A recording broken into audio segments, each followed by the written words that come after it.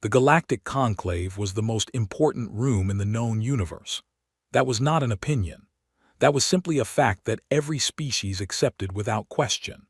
It sat at the center of Conclave Station, a structure so large that it had its own gravity systems, its own weather patterns in certain sections, and its own internal transit lines that ran for hundreds of kilometers in every direction. The main chamber alone could hold 10,000 delegates from 212 member species. The ceiling was so high that the upper observation galleries looked like tiny dots from the floor. Light came from artificial suns embedded in the walls, shifting color and warmth to suit the biological needs of whatever species happened to be speaking at the time. It was, by any measure, an impressive place. Delegate Serena Voss had never been impressed by it. She sat at the human delegation table on the main floor, a small rectangular platform among hundreds of others, each one marked with the sigil of its respective species. The human table was near the back. That was not an accident.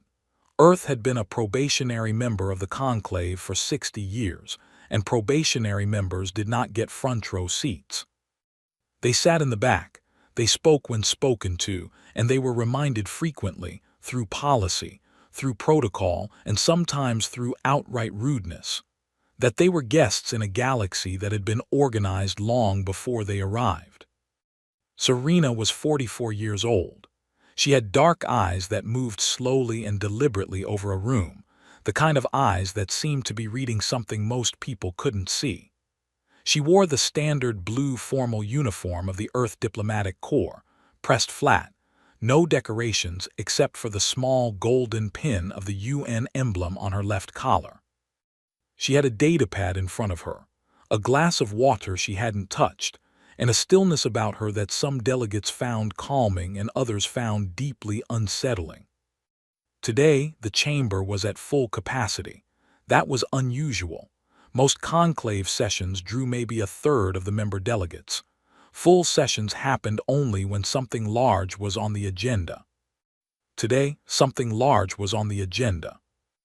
The Vreth Dominion had called the session. That alone told experienced delegates everything they needed to know about the mood of the room. The Vreth were not a species known for patience or subtlety. They were large, physically imposing beings, with gray-plated skin, 4 arms, and a posture that always seemed to suggest they were about to either negotiate or attack, and were comfortable doing either.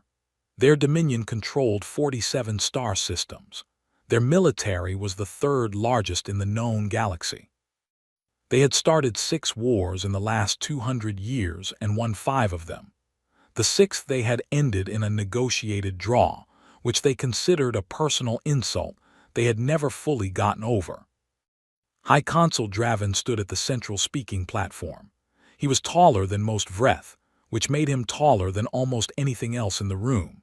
His plated armor was ceremonial but still thick enough to stop most standard weapons. He had small black eyes that moved with sharp, calculated intelligence, and a voice that the translation systems picked up easily because it carried through walls. He was talking about humanity. He had been talking about humanity for the last 20 minutes. The speech had started formally enough, a presentation of grievances, a list of policy violations, a claim that Earth's outer colonies were expanding into territory the Vreth Dominion considered part of its natural sphere of influence. But it had shifted in tone about 10 minutes in. It had become something else, something uglier. High Consul Draven was no longer making a legal argument. He was making a performance. He was mocking them. He called Earth a young species playing at adulthood. He called humanity's FTL fleet a collection of old boats. He referred to Earth's military as a trained guard dog with no teeth. Laughter moved through sections of the chamber. Not from all species. Several sat quietly, expressionless, but from enough that the sound was clear and unmistakable. Serena sat still through all of it. She did not look angry. She did not look embarrassed. She looked like someone waiting for a bus. At the human table, her aide, a young man named Tomas, leaned slightly toward her and whispered, "Do you want to request the floor?" "Not yet," she said quietly. Draven continued. He moved from mockery to motion. He formally proposed before the full conclave that Earth's 3 outer colonies reach station, the Meridian Outpost and New Carthage, be reclassified as unclaimed territories, stripped from human administration, and absorbed into the Vreth Dominion's governance zone. He proposed that Earth be reclassified from probationary member status to client species status, which in conclave terms meant something very close to a ward. A species that was managed rather than represented. He used calm, procedural language to say it, which somehow made it worse than the mockery had been. Earth has demonstrated, Draven said, his voice smooth and even, that it lacks the capacity, the resources, and frankly the maturity to manage independent colonial holdings at this stage of its development. The Vreth Dominion is prepared to offer a managed transition. It is a generous offer. I would encourage the human delegation to receive it in the spirit in which it is intended. More quiet laughter. A few species shifted in their seats, not laughing but not objecting either. Tomas typed something on his pad, pulling up the procedural response options. His hands were moving fast. We can request an emergency recess. We can file a counter-motion. We can request arbitration under Article. Tomas, Serena said. He stopped typing. Yes. Give me the floor. She stood.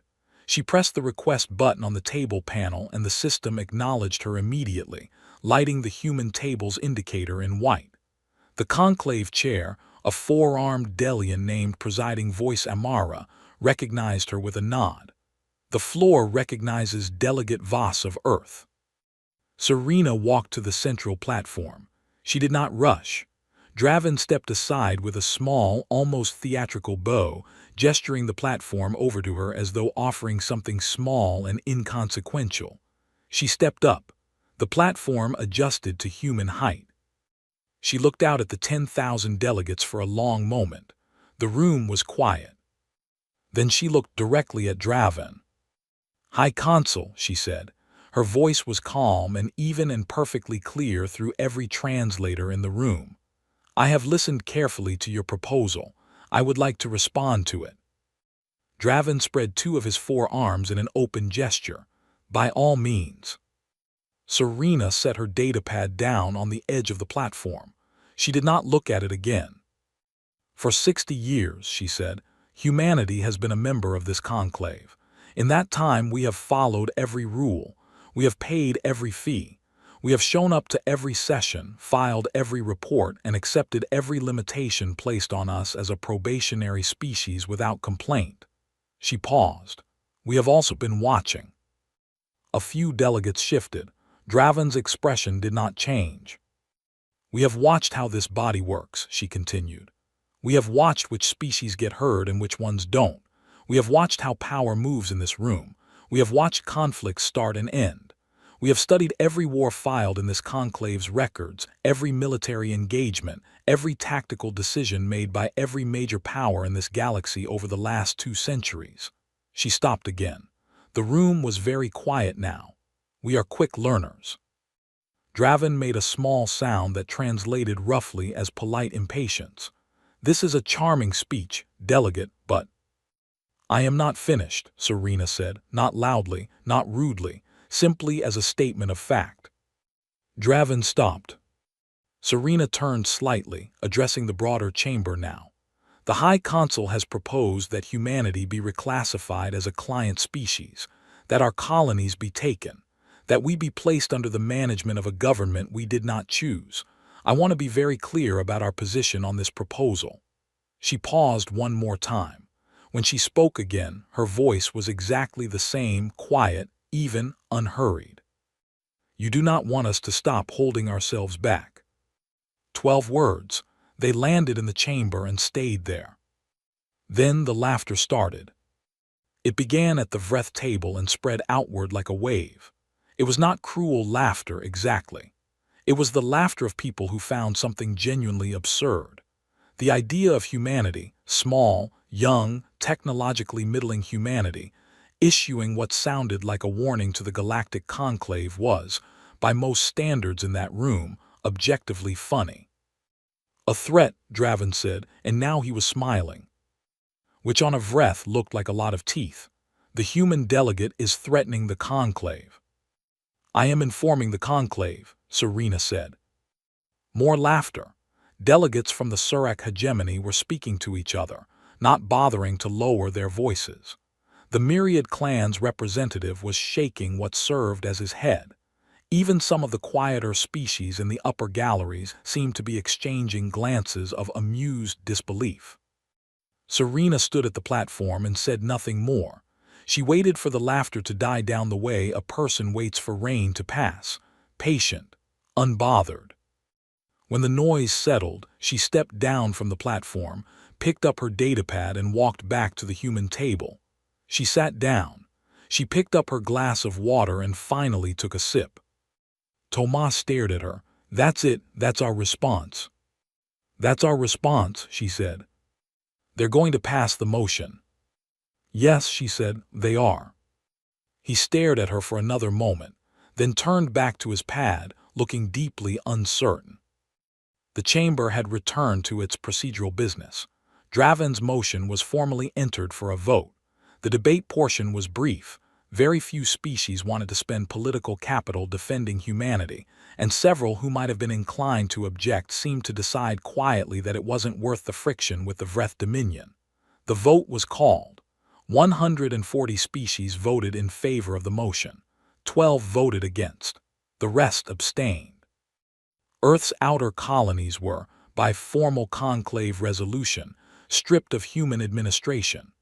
Earth was reclassified to client species status, pending compliance.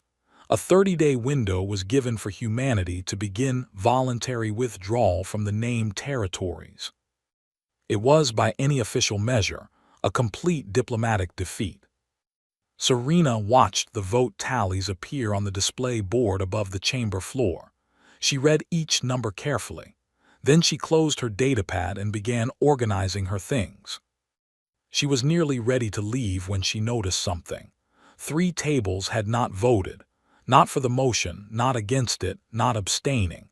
Their indicators simply sat dark. The conclave system had marked them as non-participatory, which was technically permitted but extremely rare. The first was the Earl Collective. The Earl were one of the oldest species in the conclave, a civilization so ancient that the records of their early history had been lost even to themselves. They communicated through a delegate who appeared to be a simple, unadorned figure in gray, and they almost never spoke unless the matter was of genuine galactic significance. They had not voted. The second was the Dome architects. The Dome were reclusive to an extreme, known primarily for structures they had built across dozens of star systems thousands of years ago, structures that no one else fully understood the purpose of. They rarely attended sessions in person. Their delegate was a projection. Today, the projection was present, and it had not voted. The third was the most unusual of all. The observers of the Rim were a species that had technically been conclave members for over 600 years but had not spoken on the floor in 400. They sent a representative. The representative sat. They observed. They never voted, never spoke. It was simply their way, and the conclave had long since stopped expecting anything else from them. Today, after the vote had been recorded, the observer delegate's indicator light activated. A request for the floor. The presiding voice looked at it for a moment as if she wasn't sure she was reading it correctly. Then she granted it. The observer delegate rose. It was a slender being, wrapped entirely in dark fabric from head to foot, the way the observers always appeared in public. Its voice was dry and quiet and very old-sounding. "We do not make a habit of speaking on matters of galactic politics," it said. "We find that events generally follow their own course regardless of what is said in rooms like this one." A pause. "However, we would be failing in a responsibility of basic honesty if we sat silent today." Another pause, longer this time. "Heed her." 2 words. Then the observer sat back down and the indicator light went dark. The chamber was quiet for a few seconds.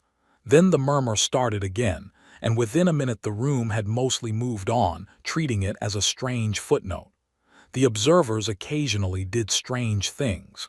This would be added to the list. Tomas was watching Serena with an expression that mixed worry with something approaching awe. The observers spoke, he said quietly. I noticed, she said. When did they last speak on the floor? 400 years ago, she said. They warned the conclave that the Cirque expansion would end in catastrophe. The conclave didn't listen. The Cirque expansion ended in catastrophe. Tomas was quiet for a moment. Should I be scared? Serena looked at him. There was something in her expression that was not quite a smile and not quite anything else. Tomas, she said, you work for Earth. You have nothing to be scared of. She stood, collected her bag, and walked toward the exit corridor. Around her, other delegations were filing out, talking among themselves, already moving on to other business. The session was over. The vote had been cast. Humanity had been given 30 days. No one paid much attention to the human delegate as she walked out. She was small and quiet, and her species had just been formally reduced in status in front of the entire galaxy.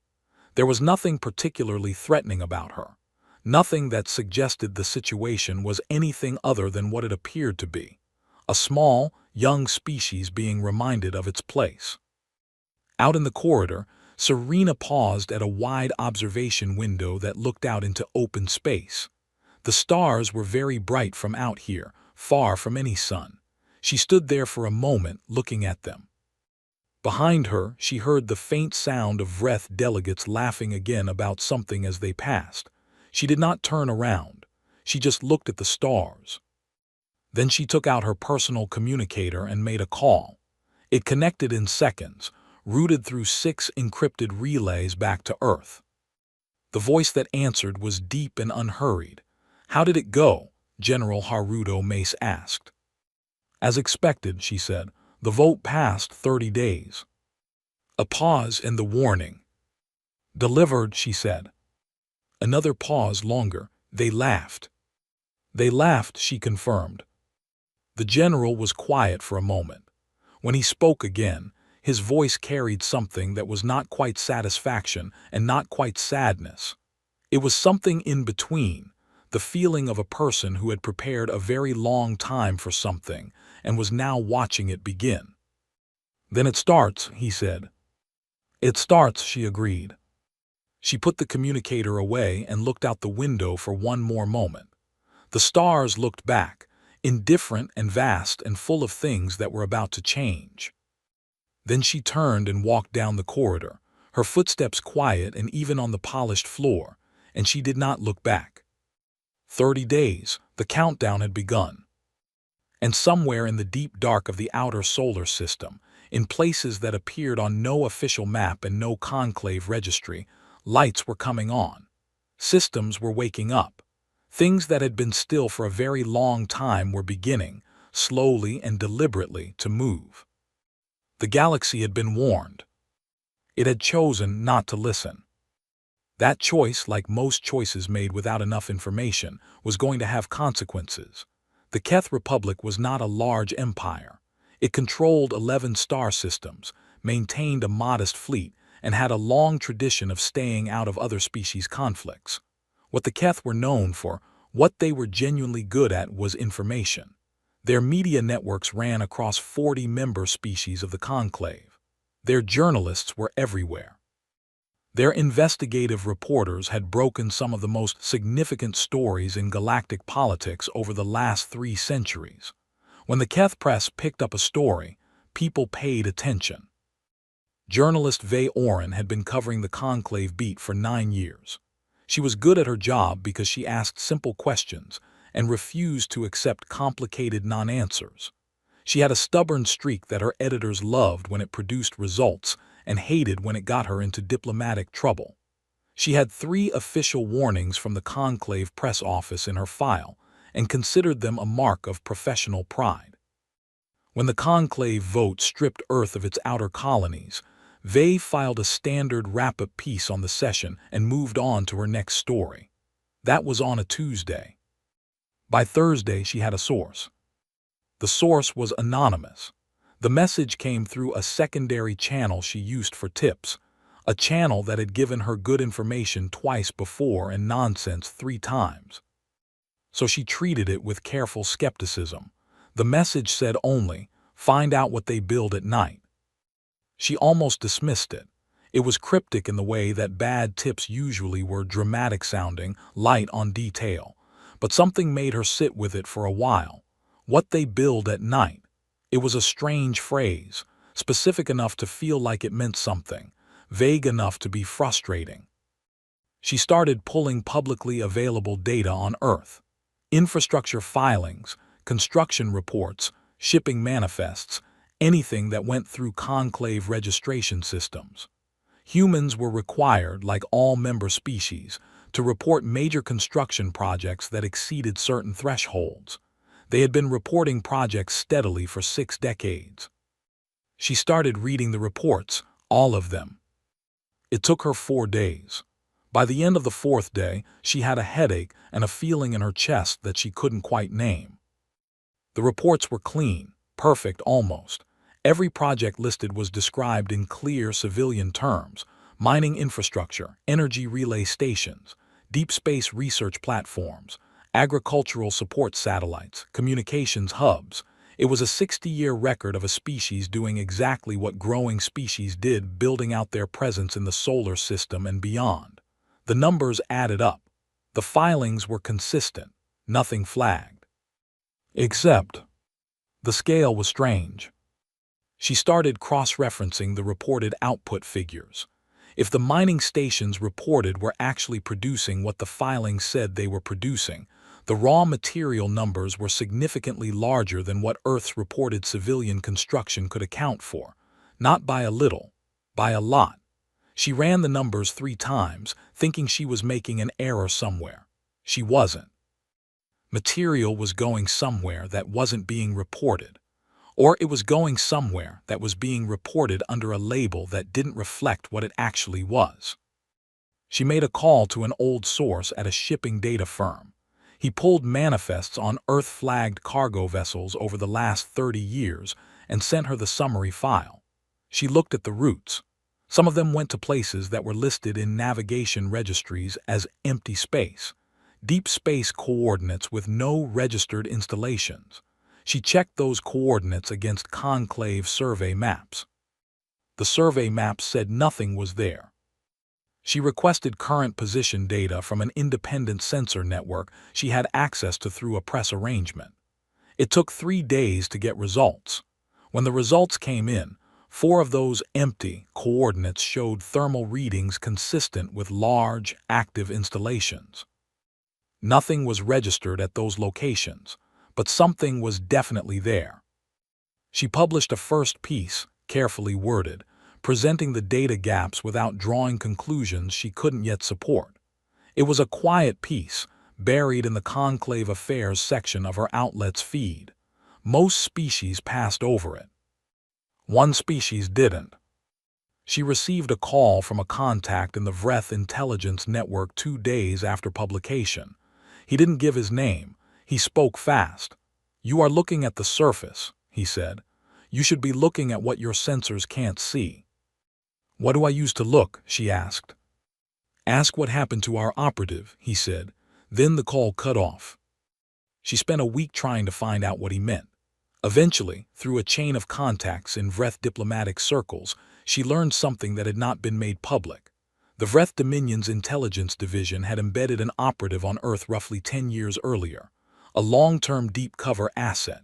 The operative had filed routine reports for years. 3 weeks ago, the reports stopped. All contact was lost. A recovery team was dispatched and found no trace of the operative or her cover identity. Her last transmission had been partial, a garbled data burst that had only partially decoded. The fragment that was recovered contained sensor log data and 4 words. "They build at night." They sat with that for a long time. Then she published her second piece. This one was not buried. It ran across the front of every major feed in the Keth network and got picked up by 23 other outlets within 6 hours. The headline was simple: "Where is Earth's material going?" The response was significant. Dozens of species requested clarification from Earth's conclave delegation. The Earth delegation, through a spokesperson, issued a polite and thoroughly unrevealing statement saying that all construction activities had been reported in accordance with conclave regulations, and that they were happy to answer specific questions through official channels. No one asked specific questions through official channels, because no one was entirely sure yet what specific questions to ask. Meanwhile, in Geneva, deep below the main UN governmental complex, in a building that appeared on official maps as an administrative records facility, the UN War Council was having a meeting. The room was underground, 40 meters of reinforced material between the ceiling and the open air above. It seated 12 people around a hexagonal table. On the walls were displays showing system maps, fleet positions, construction status, and 100 other data streams. It was not a comfortable room. It was not designed to be comfortable. It was designed to make decisions. General Haruto Mace sat at the head of the table. He was 61 years old, with close-cropped gray hair and a face that showed the results of a life spent outdoors in difficult places. He had the kind of physical presence that had nothing to do with being loud. He was consistently quiet, and everything to do with the way he occupied space. When he was still, people noticed. When he moved, people paid attention. He had a coffee mug in front of him that he hadn't touched. Around the table sat the 11 other members of the War Council, military directors, intelligence chiefs, 3 of the highest-level engineers from the Strategic Construction Division. They had all received the same briefing summary this morning. They all had the same look on their faces, which was the look of people who had been working toward something for a long time and were now watching the moment they'd prepared for arrive. "The Keth journalist's second piece went wide this morning," said Director Chen, who ran the Strategic Intelligence Branch. She was a small, precise woman who spoke in complete sentences and never used 2 words when one would do. 17 hours from publication, we have request flags from 41 conclave member species. 6 of them are major powers. "The Vreth?" Mace asked. "The Vreth are not flagging through official channels," Chen said.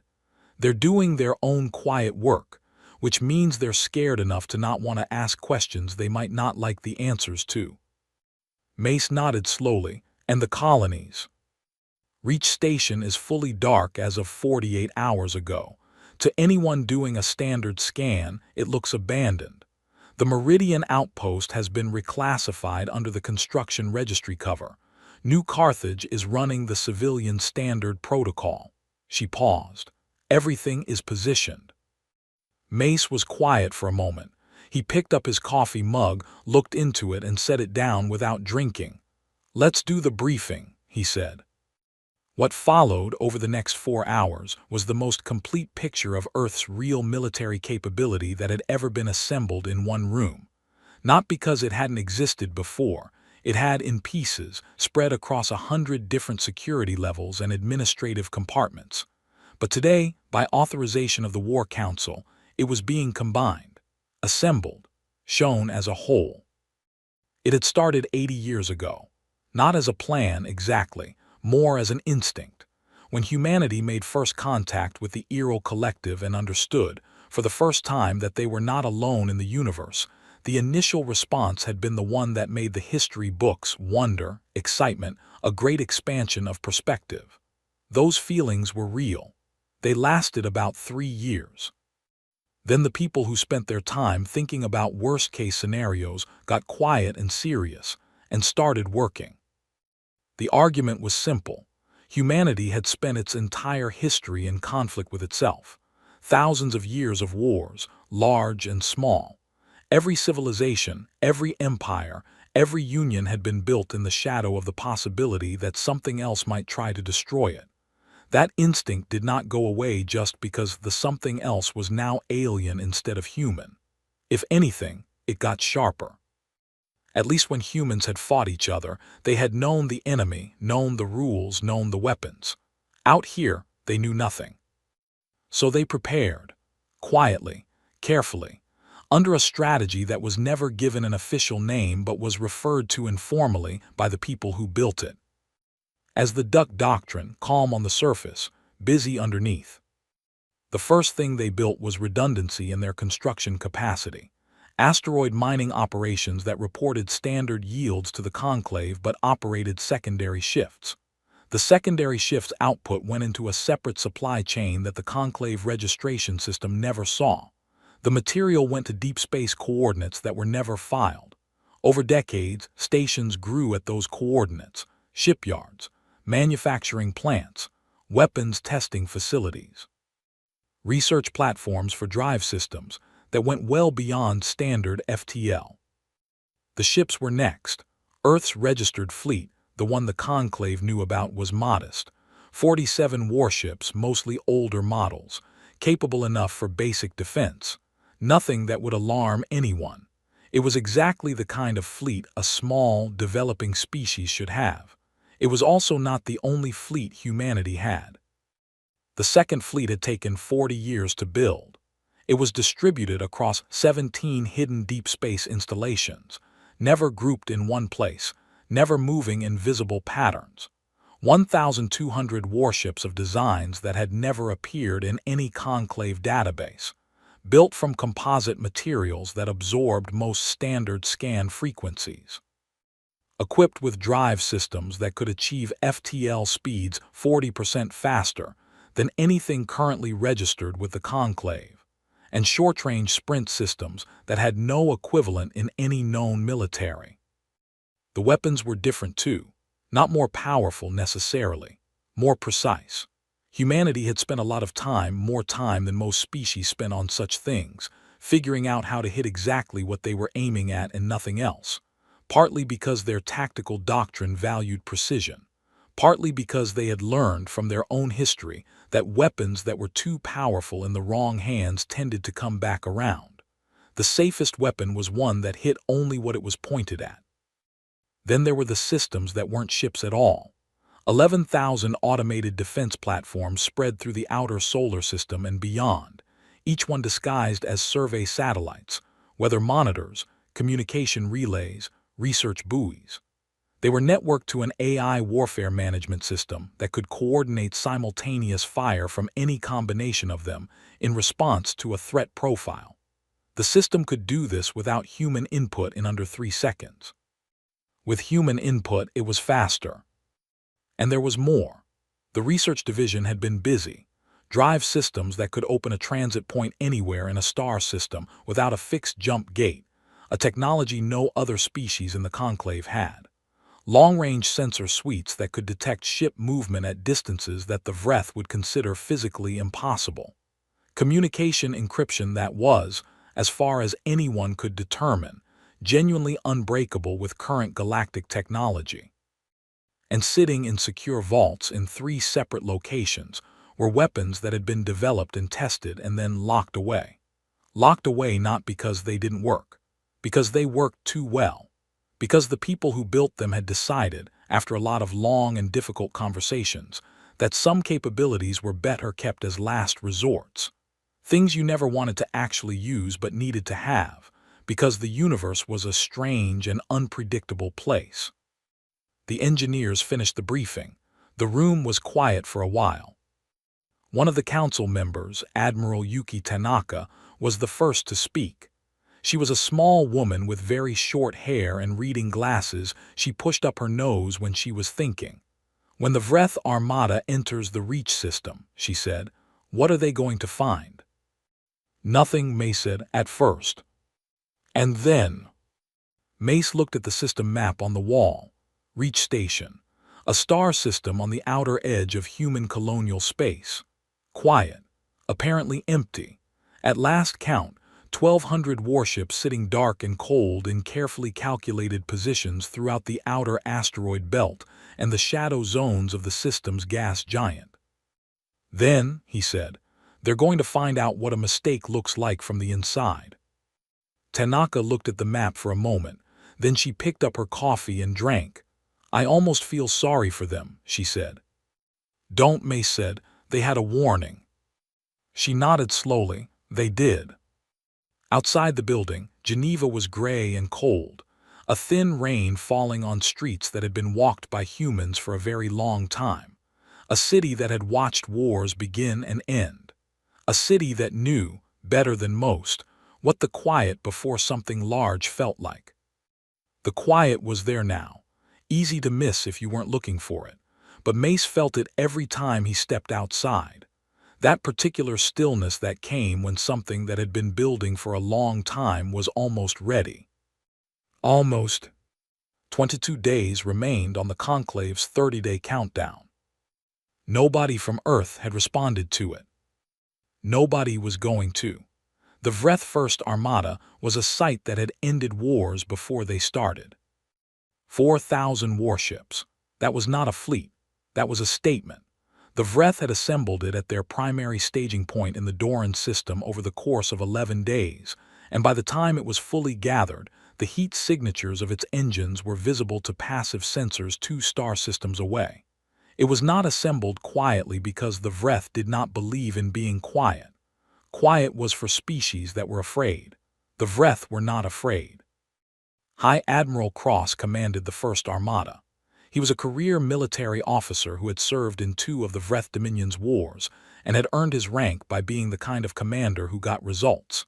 He was methodical, aggressive in the right moments, and he had a gift for reading an engagement before it started. He had been told this would not be an engagement. This would be a demonstration. A fleet of this size arriving in human colonial space would trigger immediate compliance. The humans would see the numbers, calculate the impossibility of resistance, and stand down. The colonies would be surrendered. Earth would be reminded of its place. His own intelligence briefers had said, "Expect no combat." He expected no combat. The jump into the Reach system was clean. 4,000 ships dropping out of FTL in coordinated sequence, spreading into a standard approach formation. The system resolved on his bridge displays, a mid-sized star, 4 planets, an asteroid belt, a distant gas giant. Reach Station was in the inner system, orbiting the 3rd planet. Cross looked at his scanner station. "Give me the threat picture." The scanner officer worked her board for a moment. "Station appears to be at minimal power. I'm reading no active defenses. Ship count in the system." She paused. "I'm reading 2 ships, both small class, possibly support vessels." 2 ships. For a moment Cross felt something that wasn't quite disappointment and wasn't quite relief. Mostly, it was the flatness of a man who had prepared for a fight and found an empty room. "They ran," his operations officer said. "Apparently," Cross said. He opened a ship-wide address. "All units approach formation. We will hold short of the station and issue a surrender protocol to any remaining human personnel." He closed the channel. "Get me a full scan of the system. Everything. I want to know if there are any ships hiding behind the gas giant before we—" "Admiral." He turned. The scanner officer's voice had changed. Something in it that he did not immediately recognize. It took him a second, and then he did recognize it, and his stomach dropped slightly. It was fear. "Admiral," she said again, "the asteroids." He looked at the main display. The asteroid belt stretched across the middle region of the system in a broad band, thousands of rocks in various sizes, perfectly ordinary. He had glanced at it when they dropped in and dismissed it, the way you dismissed any asteroid belt. Background scenery. Now the scanner was adding heat signatures to the display. And the heat signatures were coming from the asteroids. Not from behind the asteroids, not near the asteroids. From the asteroids. Not all of them, not most of them, but among the thousands of real rocks spread throughout the belt in positions that blended perfectly with the genuine debris around them, the heat signatures of ships were appearing. They had been cold, completely cold. No power output, no engine signature, no electronic emissions of any kind for what must have been The scanner officer's calculation appeared on screen: 11 days. 11 days of sitting dead cold in space, running on passive systems, hidden not by technology but by sheer patience. The number was still climbing as the system resolved the contacts. "I'm counting."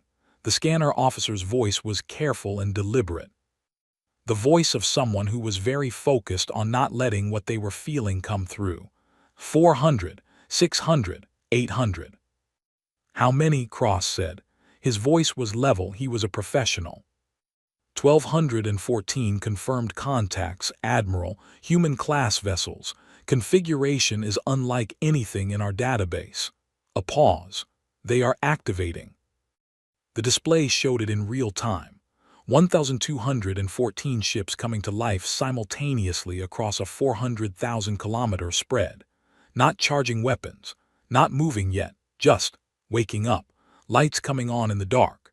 Systems powering up in sequence, steady and calm, the way you'd turn on the lights in a building at the start of a working day. There was something about the calmness of it that was worse than if they had come in firing. Something about the total absence of hurry in the way those ships powered up that said clearly and plainly, "We have been waiting for you, and we are not surprised to see you." A transmission came in. Universal frequency. Human vocal patterns running through the translation system. The voice was a woman's. She sounded like she was reading something she had prepared. "Vreth First Armada, this is Captain Lena Holt of the EFS Resolute commanding the Reach Defense Group. You have entered a human-designated defense zone. Your fleet will come to a full stop. You will not advance further into this system. If you comply, no action will be taken. If you do not comply, we will disable your fleet." A short pause and then, with no change in tone, "Take a moment to think carefully." Cross stared at the display. 4,000 ships versus 1,200. The math was still in his favor by a significant margin. His ships were larger on average. His firepower was substantial. But something had changed in the last 60 seconds. Something that he had not been briefed on and had not accounted for. He turned to his operations officer. "Analysis." The operations officer was already working. "Their spread is tactical. They've got firing lines on our approach corridor and both flanking vectors. Their formation doesn't concentrate them, they're distributed. Hitting them all at once is," a pause, "complicated." "Their ship design, what are we looking at?" "I don't know," the operations officer said. "I genuinely don't know. The hull composition is absorbing most of our active scan. I can't get interior data. I can't get weapon hardpoint readings.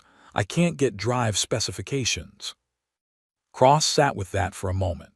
His intelligence people had told him Earth's fleet was 47 outdated warships. He was looking at 1,200 vessels of unknown capability. The difference between those two numbers was not a rounding error. It was not a reporting mistake. It was a lie of such enormous scale that it had apparently fooled the entire galactic intelligence community for decades. "Admiral," his communications officer said, "High Consul Draven is requesting a status update." Cross looked at the display for another few seconds. Then he made the decision that he had been trained to make when faced with incomplete information and an uncertain threat picture. He made the wrong one, not because he was a bad commander, because he was a proud one, and because nothing in his experience had prepared him for the idea that humanity, the species that had been sitting in the back row of the conclave for 60 years, might actually have to be taken seriously. "All units advance," he said. "Combat formation." The battle that followed lasted 4 hours and 17 minutes. Commander Davik was 19 years into his career in the Vreth fleet. He had served on 3 different ships and seen 2 combat engagements before this one. He was a weapons officer on the destroyer Vethkor, a mid-size vessel positioned in the third line of the Armada's advance formation. He had good instincts, and he trusted them. Right now, his instincts were sending him a message that he was finding difficult to process. From his station, he watched the opening of the engagement. The human ships moved, not toward the Armada. That was the first thing. They didn't charge, they spread. They broke their formation outward in multiple directions simultaneously, moving with speed that his drive analysis showed was significantly beyond standard FTL sprint capability, and they went to positions that made no immediate tactical sense.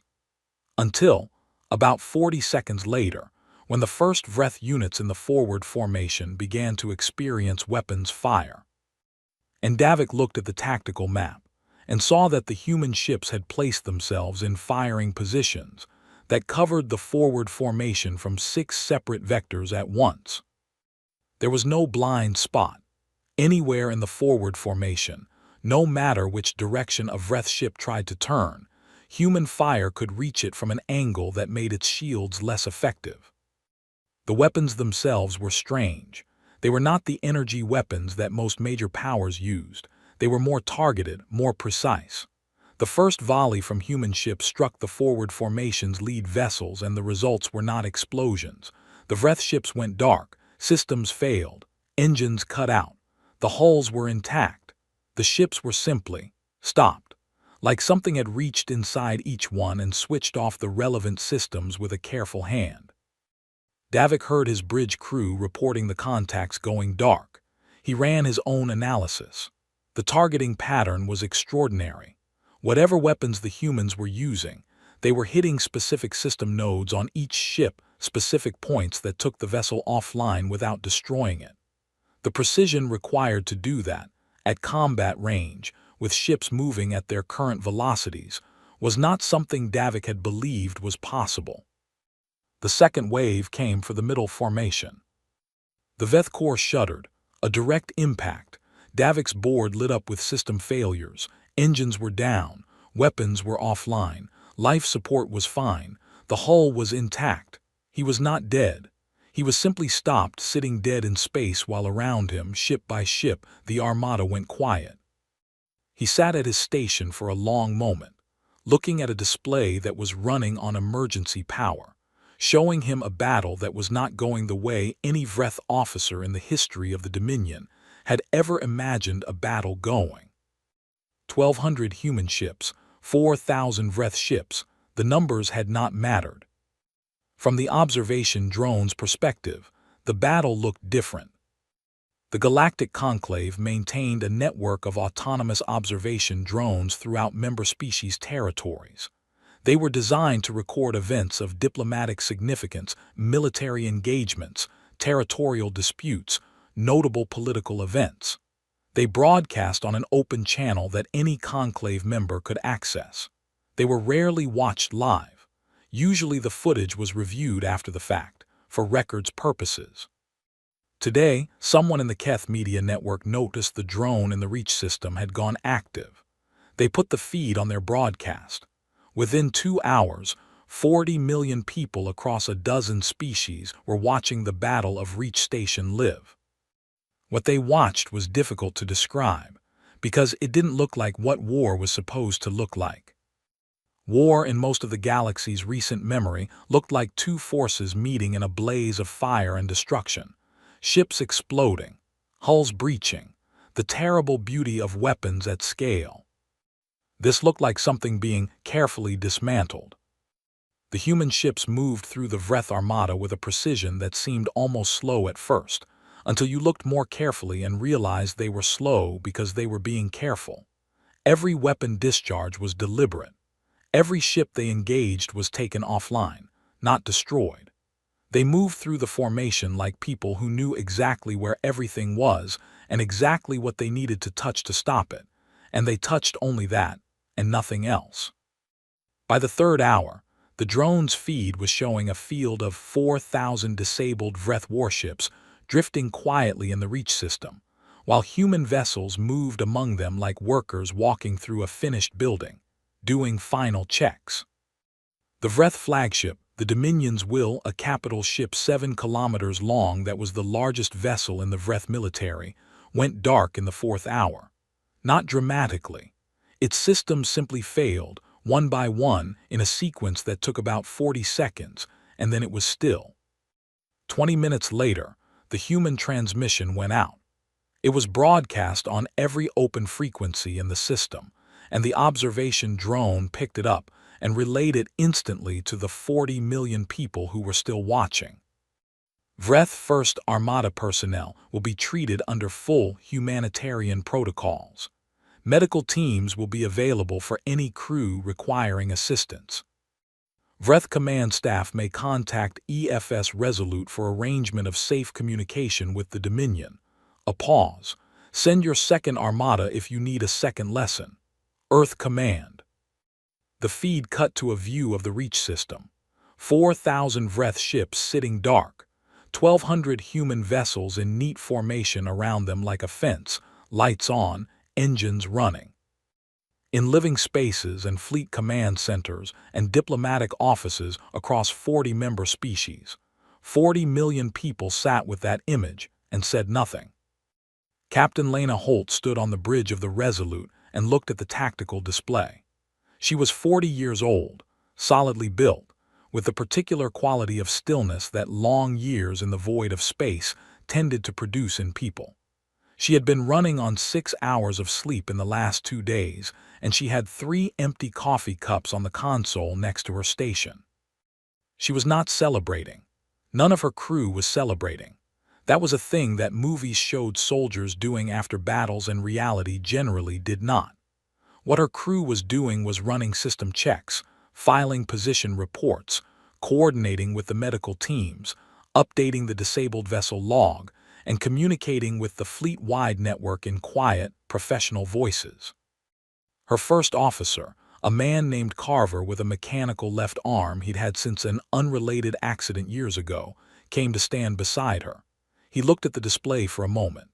Final count is 3,842 disabled. 112 chose to attempt retreat and got disabled during the attempt. 62 managed to jump out before we could close the net. Any destroyed? No. She nodded slowly. That had been the standing order from Geneva. No destroyed vessels. 0. Every Vreth ship that could be disabled was to be disabled. No exceptions. It was not a soft order. It was a tactical order. The purpose of this engagement was not to kill Vreth sailors. The purpose was to demonstrate something.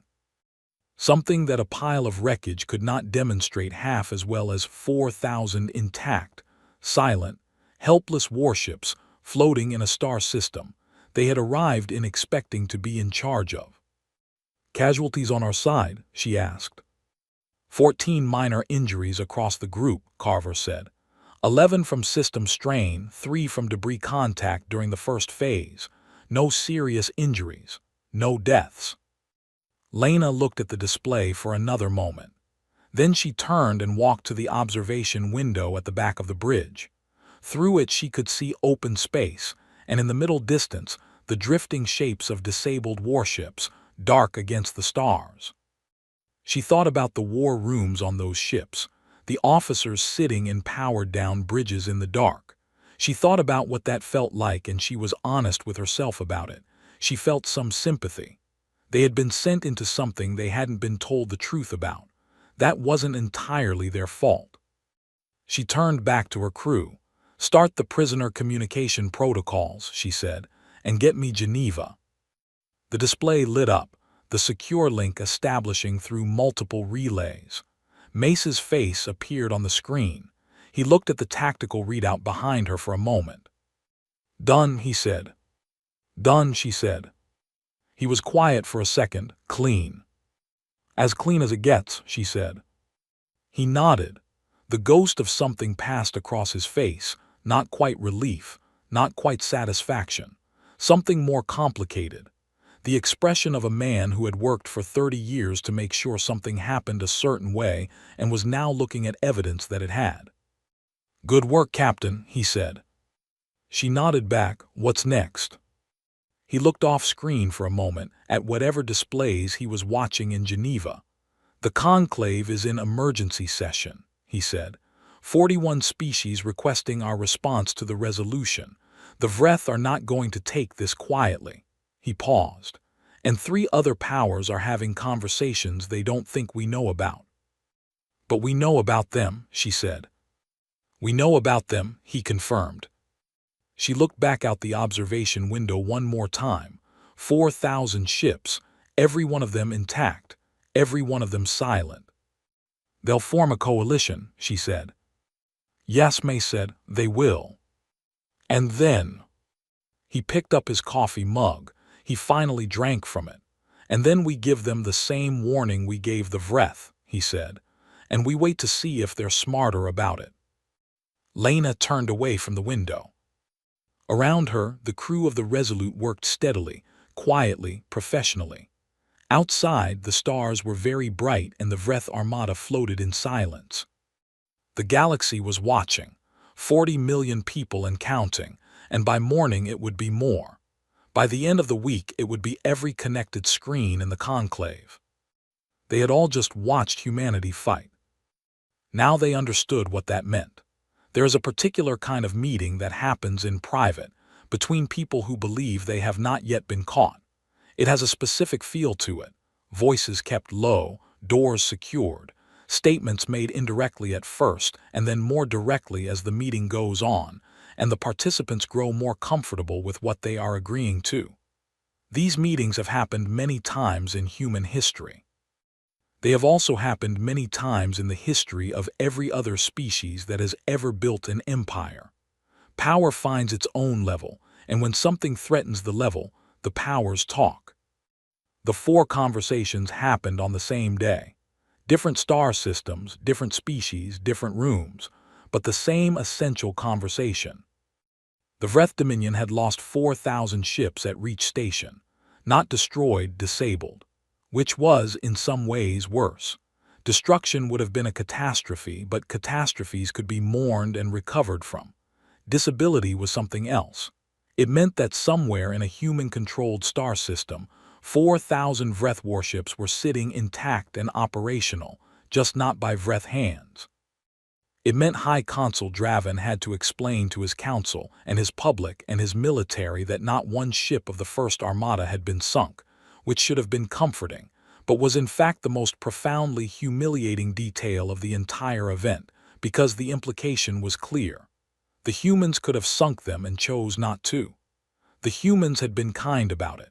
That was unbearable. The Surak hegemony controlled 22 star systems in a dense cluster in the galactic arm adjacent to Vreth space. They were an older civilization, not ancient, but old enough to have been around when the Conclave was founded and to have had a permanent seat on its Security Council for 300 years. They were not prone to panic. They were prone to calculation. And their calculations, in the 72 hours following the Battle of Reach Station, had produced a result they did not like. The myriad clans of those were a loose confederation of 9 different subspecies that had, through a long and complicated history, ended up sharing a home system, and eventually 3 others. Their military was large because their political structure required them to maintain fleets for internal as much as external purposes. They were pragmatic. They believed in dealing with problems before problems dealt with them. The Paradin Empire was the smallest of the 4 in terms of star systems, but the most technologically developed of the 3 non-Vreth parties. They had been the first species in this region of the galaxy to develop FTL travel over 800 years ago. They were proud of that in a way that had survived 800 years of other species catching up and passing them in various areas. They still considered themselves the galaxy's senior technological civilization. The events at Reach Station had made them deeply uncomfortable for reasons that were personal as much as political.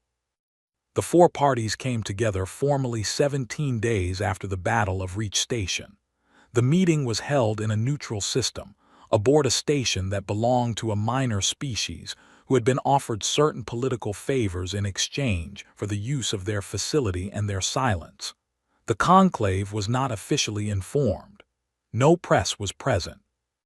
They called what they formed the Galactic Stabilization Coalition. The name had been chosen carefully. Every word was doing work. Galactic suggested broad mandate and collective responsibility. Stabilization implied they were responding to a threat rather than creating one.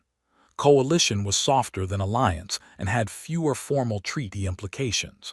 It was a good name.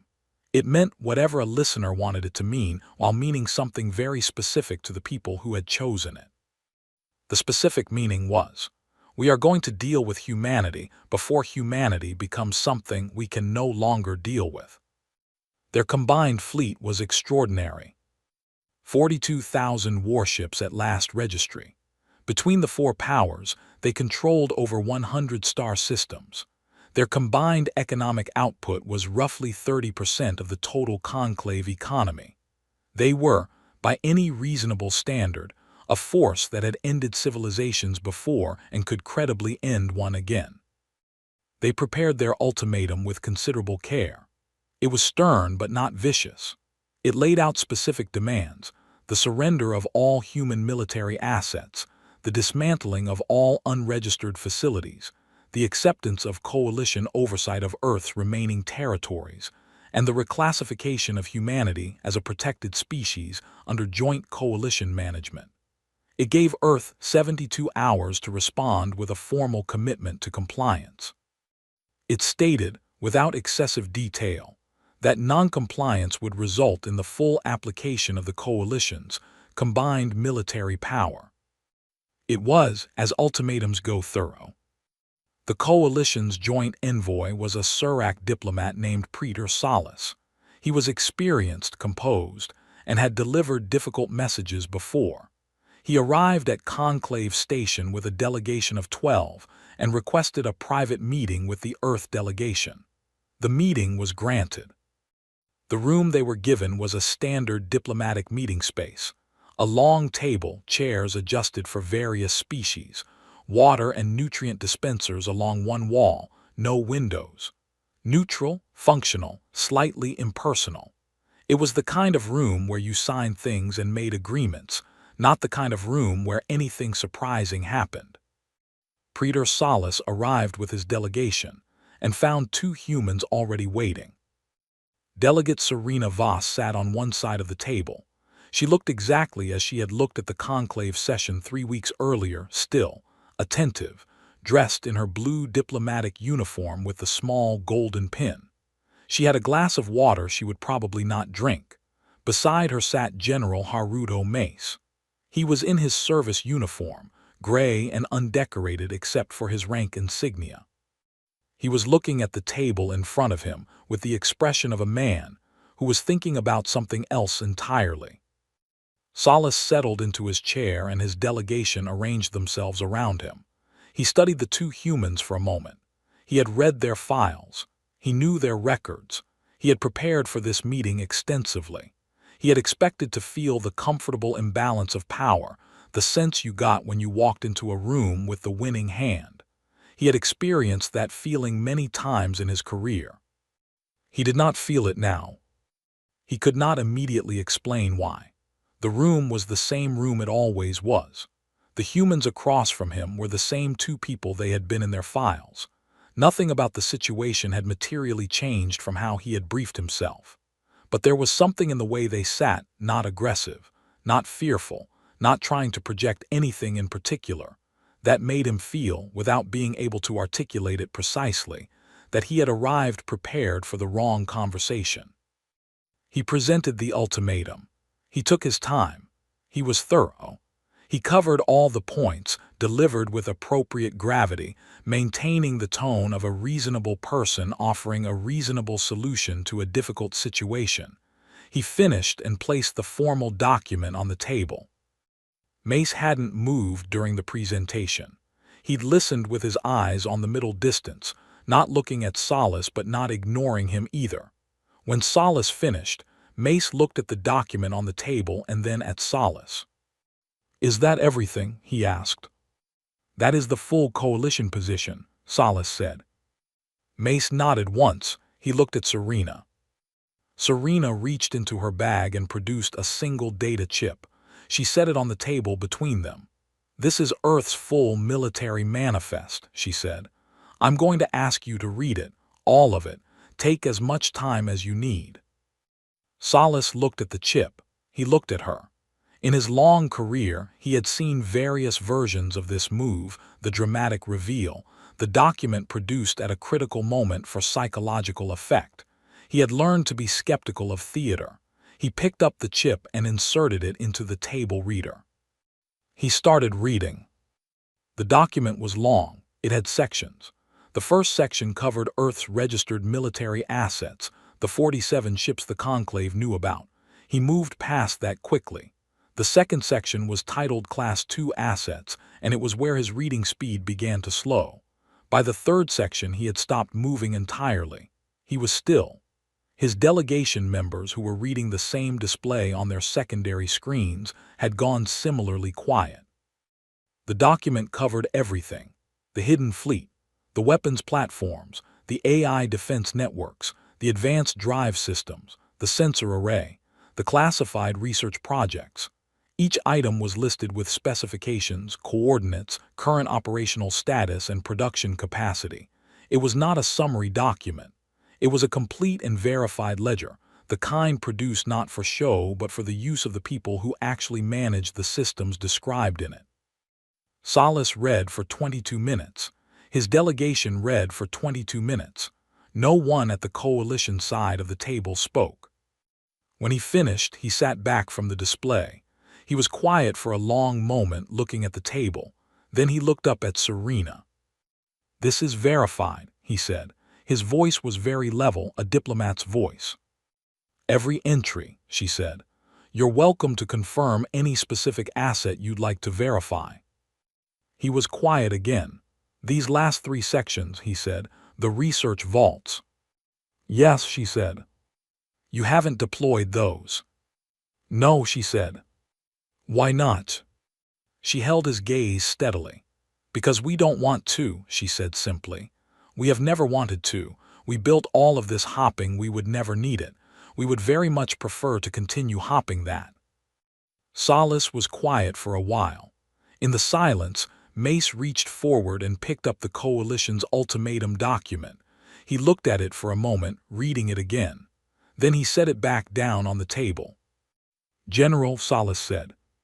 Mace looked up. "What is your response to the Coalition's terms?" Mace reached into his own briefing folder and produced a single sheet, printed on real paper, which was an unusual choice. He placed it on the table.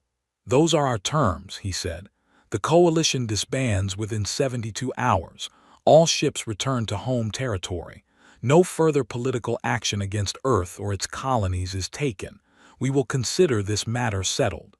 He paused. "That is our only offer." Salas looked at the paper. Then he looked at the data chip still sitting in the table reader. Then he looked at the 2 humans across from him. He was a man who had spent 40 years in diplomacy. He had built his career on the ability to read situations accurately. He looked at Serena Voss, and he understood that she was not afraid of him. Not personally, not politically, not militarily. She was completely at peace with the situation, the way a person is at peace when they know exactly where they stand and they are satisfied with where that is. And he understood that her peace was not built on arrogance or miscalculation. It was built on 80 years of very quiet, very patient preparation. He picked up the paper. He folded it carefully and put it in his pocket. Then he collected the data chip and placed it back in front of Serena. "I will relay your response to the Coalition," he said. 72 hours, she said. "After that, the conversation is different." He rose. His delegation rose around him. He paused at the door. He was a professional, and he would not let what he was feeling show in his face. But he was also an honest man in his own way, and what he was feeling was something he thought needed to be said. "Delegate Voss," he said. She looked at him. "At the conclave session," he said, "when you said we wouldn't want you to stop holding back," he paused. "I was among those who thought it was theater." "I know," she said.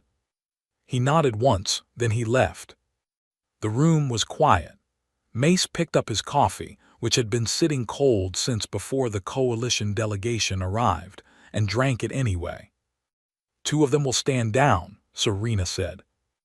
"Those and Paradin," he agreed, "within 36 hours. Vreth and Surek will not." "No," he said, "they won't." She looked at the table for a moment. "Then it continues." Then it continues, he said. Outside the meeting room, in the long corridors of Conclave Station, Praetor Salis walked at a steady pace back to his delegation's transit bay. His 12 delegates walked around him. Nobody spoke. They had all read the manifest. They were all doing the same calculation. His own calculation had completed somewhere around page 18 of the third section. The result was clear and uncomfortable and impossible to argue with. He would relay Earth's terms to the coalition. He would recommend, in very clear language, that the myriad clans and the Paradin Empire accept those terms. He would tell them that he had been in the room, that he had read the document, and that the number 42,000 was not the number they thought it was. He did not know if he would be believed. He did not know if the Vreth and the Surak would listen. He knew that in 72 hours, they were going to find out together. In the observation lounges of Conclave Station, journalists from a dozen species were watching the movement of delegations in the corridors with the attentive focus of people who knew something important was happening even if they didn't yet know what. Ve Oren of the Keth Republic watched Praetor Salis walk past the lounge window and made a note. The senior Surak diplomat looked like a man who had just read something that had changed his view of the situation considerably. She pulled up her sources and started making calls. The 72-hour clock was running. And in deep space, in 17 hidden installations spread across the outer system and beyond, 1,200 human warships sat with their engines warm, their crews at station, and their orders open on every terminal. Waiting the way they had been waiting for a very long time. Patiently, completely, without a trace of doubt, the 72 hours passed. In that time, two things happened that Mace and Serena had expected, and one thing that neither of them had fully anticipated. The first expected thing, the myriad clans of those formerly withdrew from the coalition on hour 31. They released a brief public statement that said, in diplomatic terms so careful they barely said anything at all, that the coalition's objectives were no longer aligned with the clan's strategic interests, and that the clans wished all parties a successful resolution to the current difficulties.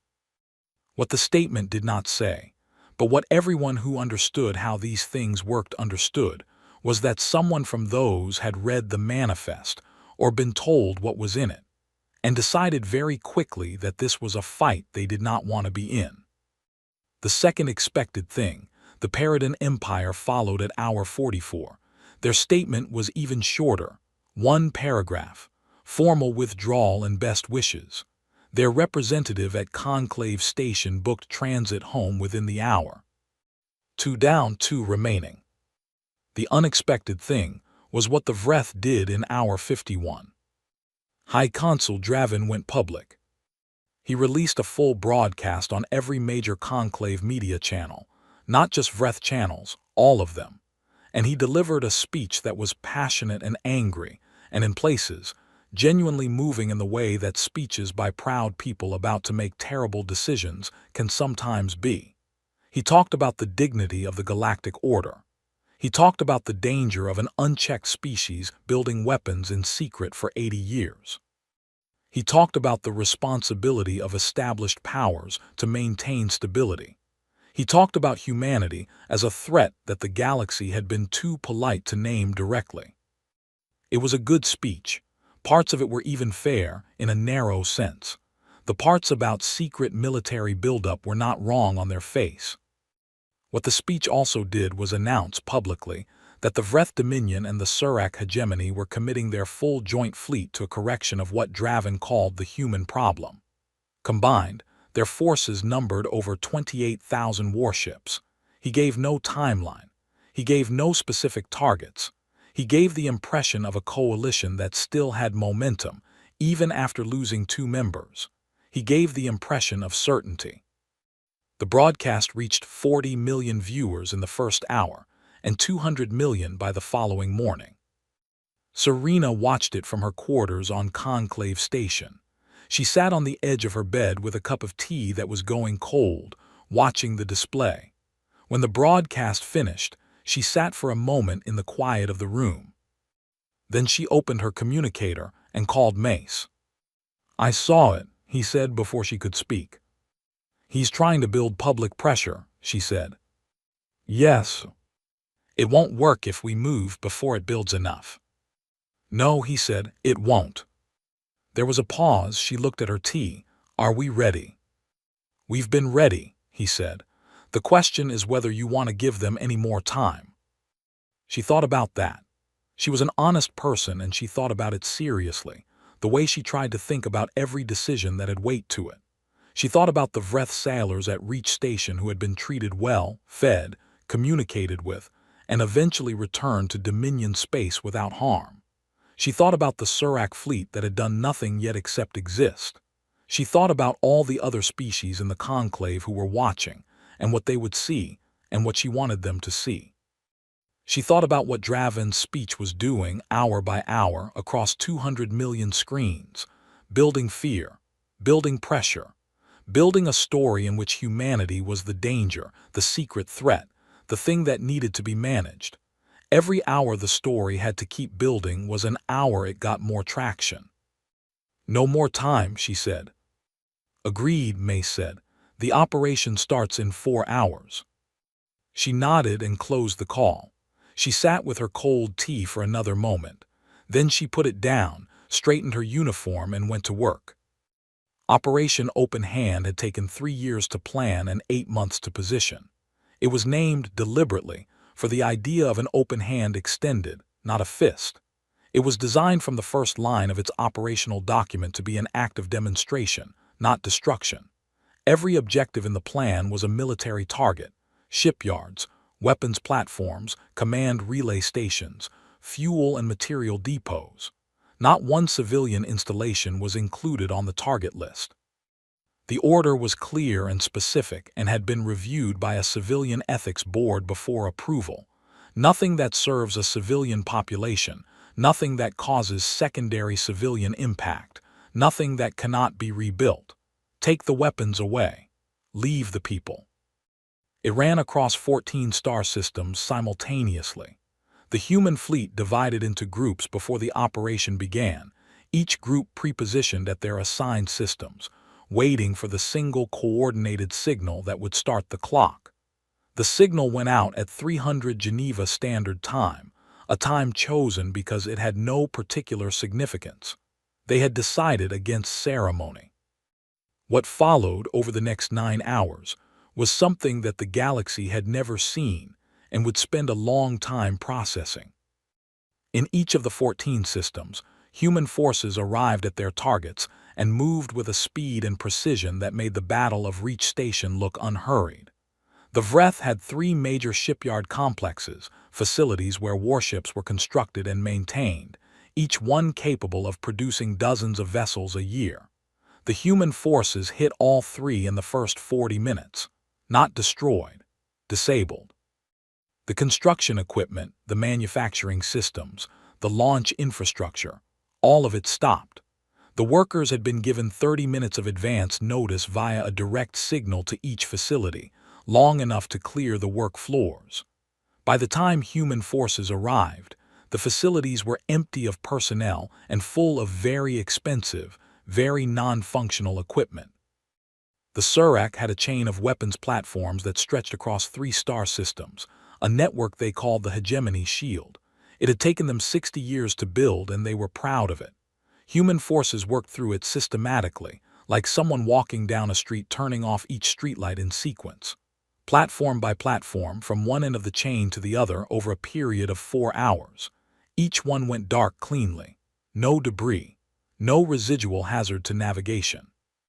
Command relay stations, fuel depots, military communication hubs, construction material stockpiles. Each target on the list was handled the same way. Efficient, clean, no escalation, no collateral, no deaths. A team arrived, did what it came to do, and moved to the next target. 9 hours and 11 minutes after the operation began, the last target was cleared and the signal went back to Geneva. Complete. Mace read the completion report in the War Council room. The 12 people around the table read it at the same time he did. When everyone had finished, the room was quiet for a while. "Casualties?" one of the council members asked. Director Chen looked at her pad. 3 injuries across the entire operation. 2 from equipment malfunction unrelated to enemy contact. 1 from a minor weapons discharge that caused no serious harm. She paused. The Vreth and Surak combined lost no personnel. There are 17 Vreth and 23 Surak military personnel currently aboard human medical ships receiving treatment for various pre-existing conditions or minor issues they experienced during the operation. We're treating them and will return them when we return the disabled ships. The council member stared at her. "We're treating their sick." "We found a Vreth crewman on one of the shipyard platforms who had a cardiac event when we arrived," Chen said. "Our medics stabilized him. He's fine." A moment of quiet around the table. Then Admiral Tanaka, who had been in the room for all of it, said simply, "Good." And that was all she said, and it was all that needed saying. Mace closed the completion report. He sat for a moment. Then he stood up, told the room to carry on, and walked out. He went up to the surface of the building and stood outside in the Geneva air. It was morning, early, the sun barely up. The city was beginning to move around him. People going to work. Delivery vehicles, transit systems, the smell of coffee from somewhere nearby. A perfectly ordinary Geneva morning. He stood there for a while. He was 61 years old and he had spent 30 years of his life planning for something that had just happened and was now over. He did not know exactly what he was supposed to feel. Tired, mostly. Satisfied in a quiet way. Slightly awed, if he was honest, at the straightforward fact that it had worked, that the plan, at every stage, had held together the way it was supposed to. He thought about all the people who had built this. Engineers who had spent careers on facilities that didn't officially exist. Sailors who had served on ships that couldn't come home to port, living rotation after rotation in deep space so that the secret held. Scientists who had done their best work in classified labs with no professional credit for any of it. People who had believed, without proof, that the preparation mattered, that the galaxy was worth preparing for. They had been right. He went back inside. The emergency conclave session was called within hours of the operation's completion. This time, the chamber was not at capacity. It was overfull. Species who didn't normally send delegates had sent them. Senior representatives who usually let junior staff handle routine sessions had come themselves. The gallery levels were packed. The press section was overflowing. High Consul Draven entered the chamber and walked to the Vreth delegation table. He looked different than he had 3 weeks earlier. He was the same person, same size, same armor, same deliberate walk. But something was different in the way he moved. The particular kind of confidence he'd always carried, the confidence that came from having the biggest fleet in any room, was absent. He sat down and looked at the displays showing the operation's after-action data, which had been submitted by Earth to the Conclave record as required by military engagement protocol. He read the data for a long time. No civilian targets, no deaths. The shipyards were disabled but structurally intact and fully repairable. The weapons platforms were offline but undamaged. Every piece of hardware was still there. Nobody had been killed. He sat with that. Presiding voice Amara called the session to order. The agenda was simple: response to Earth's military operation, determination of next steps, and resolution of the current political situation. Several species requested the floor immediately. The queue was longer than anything the chamber had processed in years. Mace and Serena sat at the human delegation table. Their position in the chamber was the same as always, near the back, the probationary member's spot. Serena had her datapad. Mace had, somehow, gotten coffee. The speeches went for 2 hours. They ranged from angry to frightened to carefully neutral to, in a few cases, barely concealed admiration. The Keth representative gave a long and detailed account of the operational data and noted formally that in a 9-hour engagement across 14 star systems, not one non-military target had been touched. She did not say this as a compliment exactly. She said it as a matter of record. The record made an impression on the room. The Surak representative spoke. He was composed and careful.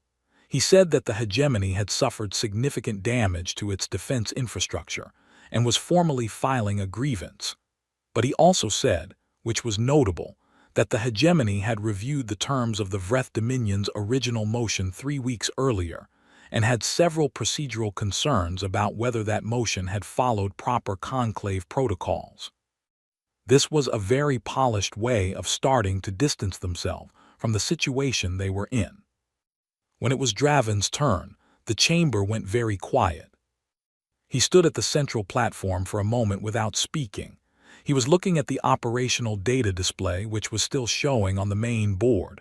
14 systems, 9 hours, 0 deaths. The Vreth Dominion, he said at last, has suffered military losses. He stopped. He seemed to be choosing his next words very carefully. I came to this chamber 3 weeks ago to secure a resolution that would place humanity in a position appropriate to its. He paused again. A longer pause. Appropriate to its perceived capability. Another pause. The perception was incorrect.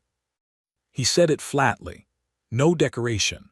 The Vreth High Consul before the full galactic conclave on a session being watched by hundreds of millions, saying plainly, we were wrong about what they were. He looked at the human delegation table. He looked at Serena and Mace for a moment with an expression that was difficult to name.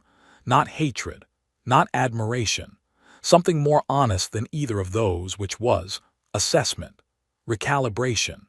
The expression of a mind working through new information and arriving at new conclusions. I withdraw the motion of 32 days ago, he said, and I formally request that the conclave rescind all resolutions passed as a result of that motion. He sat down. The chamber was quiet for a long, full moment. Then several delegate indicators lit up at once. Formal motions.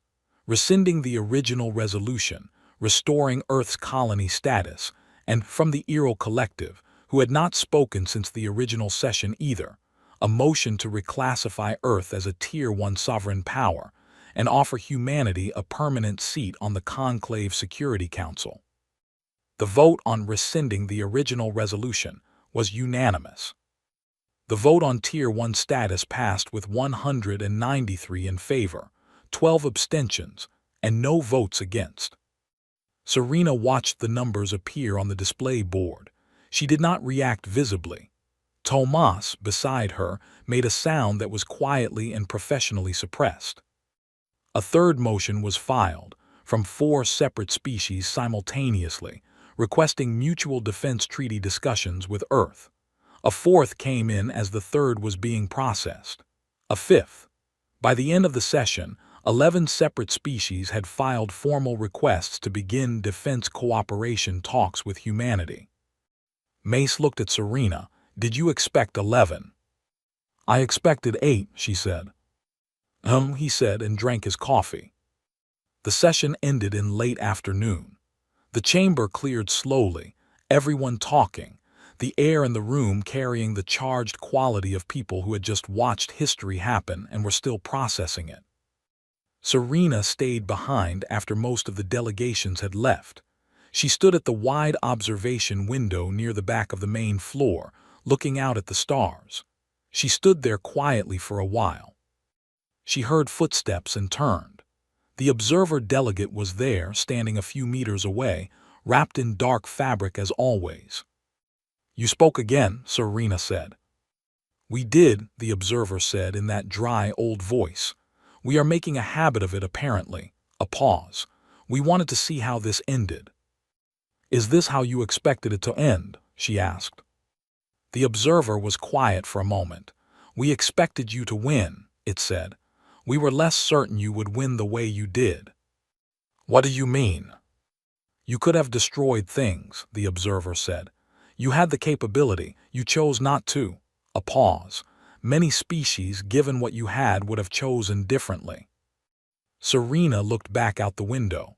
We know what destruction leads to, she said. We've had a lot of practice learning. Yes, the observer said, you have. Another pause, and this time the pause had something in it, something that sounded from this ancient being that hadn't spoken for 400 years before last month, almost like respect. That is why we spoke the first time, not because you were strong, because of how you were strong.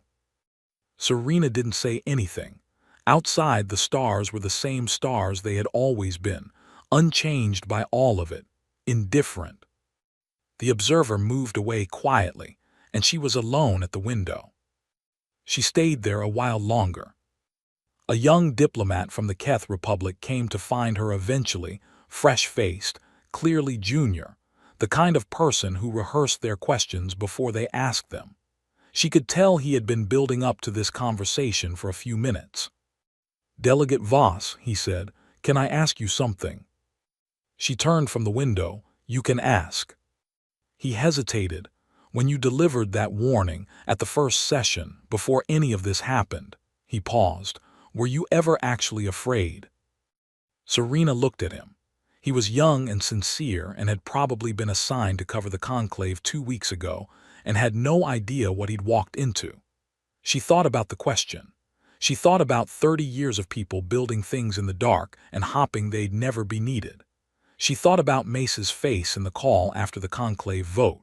She thought about Captain Holt at the window of the Resolute, looking out at 4,000 still ships. "Every single day," she said.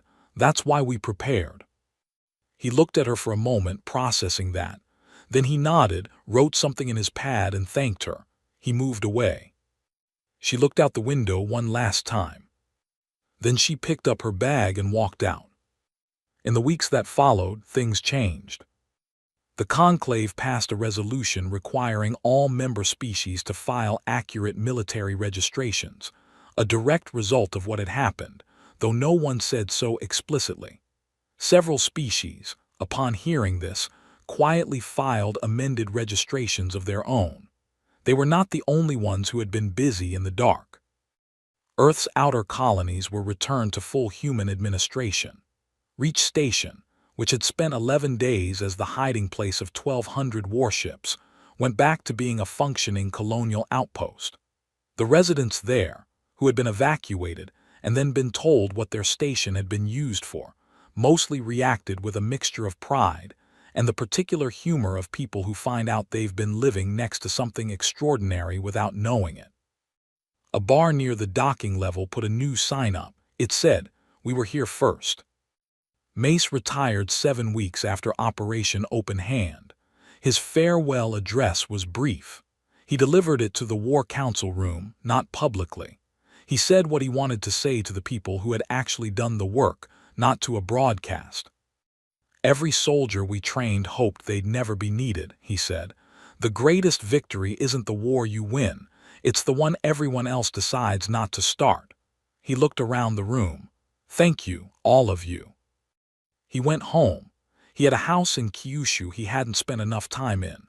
He had a garden that needed attention. He had a grandson who was 2 years old and had no idea what his grandfather had spent his life doing. Mace decided that was fine. The work had been done so that the boy would grow up in a galaxy that knew what humanity was. That was enough. The classified programs began, slowly and carefully, to wind down. Not all of them. The galaxy was still the galaxy, full of things that weren't entirely known, full of the possibility that something new and difficult would one day appear on the horizon. You didn't dismantle your capability because one situation had resolved well. That was how you ended up unprepared. But some of them, scaled back, rotated to reserve. Some of the installations that had run continuously for 40 years went a standby mode for the first time. Some of the sailors who had spent years on hidden ships got to come home. Somewhere in the deep dark of the outer solar system, in installations that still appeared on no official map, lights that had burned for decades dimmed slightly. Not off, just dimmer, just enough. A galaxy that had laughed 3 weeks ago now knew better. A species that had sat in the back row for 60 years now had a seat at the table where decisions were made. And in a quiet office on Conclave Station, with a view of stars that stretched in every direction for distances that were almost impossible to truly comprehend, Delegate Serena Voss sat down at her desk, opened her datapad, and got back to work. There was, as always, a great deal to do.